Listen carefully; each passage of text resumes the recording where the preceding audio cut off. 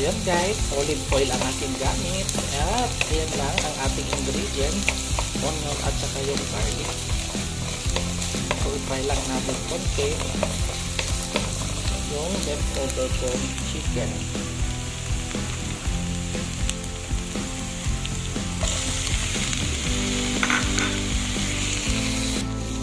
Ayan, mag-add lang tayo ng konting tubig pagluto natin sa broccoli. Ayan, maglagay tayo guys ng black pepper. Pang malinamnam natin, maging sarap. Konting soy lang. Huwag na tayo mag-add ng asin guys. Kasi dati na luto naman na yung leftover kong chicken. Yan. Yung water guys, pang luto lang natin konti doon sa broccoli, madali lang maluto yun.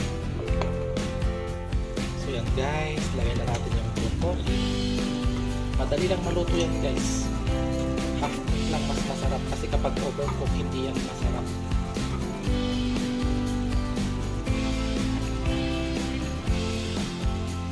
Ayan, kakabsat, mahanta yun. Half cook lang ang luto nito. Masarap. Pero kapag overcook, hindi masarap. So, ayan, kainan na. Broccoli. Yummy.